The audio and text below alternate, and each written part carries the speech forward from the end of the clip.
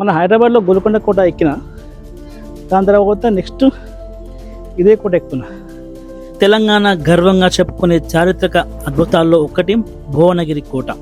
దాదాపు 1000 సంవత్సరాల చరిత్ర కలిగిన ఈ మహోన్నత కోట ఒకే ఒక్క భారీ ఏకశిల రాతి కొండపై నిర్మించబడడం దీని ప్రత్యేకత.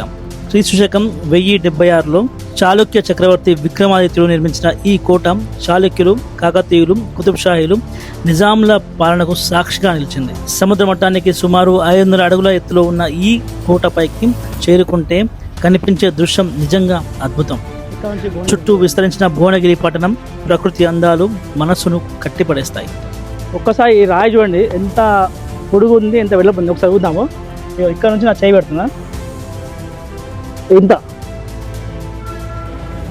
ఇంత పెద్ద రాయిని మోసుకురావడము, ఇంత పెద్ద రాయితో కూడ కట్టడము అద్భుతం. శత్రువుల దాడులను తట్టుకునే బలమైన రాతి గోడలు, బురుజులు, పురాతన నీటి నిల్వ వ్యవస్థలు ఈ కోట వైభవాన్ని నేటికి చాటుతున్నాయి. ఇక్కడ నుంచి మళ్ళా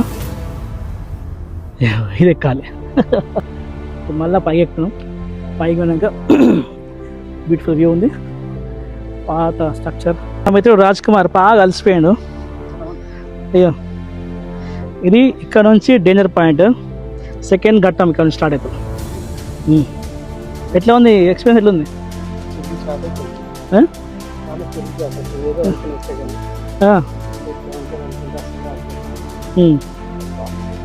ట్రెక్కింగ్, రాక్ క్లైంబింగ్ ప్రేమికులకు ఇది స్వర్గధామం. ప్రతి సంవత్సరం వేలాది మంది పర్యాటకులు, చరిత్ర ప్రేమికులు ఈ కోటను సందర్శిస్తుంటారు. ఈ యాదాద్రి, స్వర్ణగిరి క్షేత్రాలతో పాటు భువనగిరి కోట కూడా తెలంగాణ పర్యాటక రంగంలో ప్రత్యేక ఆకర్షణగా నిలుస్తుంది. ఇది కేవలం ఒక కోట కాదు, తెలంగాణ చరిత్రకు, శౌర్యానికి, సంస్కృతికి నిలబెత్తు నిదర్శనం. భువనగిరి వెళ్తే ఈ అద్భుతమైన కోటను మాత్రం మిస్ అవ్వకండి. అయితే ఇదే నెక్స్ట్ మనుష్య వీడియోలో మరిన్ని చాలా తెలుసుకుంటాం. అంతవరకు లైక్ చేయండి, సబ్స్క్రైబ్ చేయండి, ఫాలో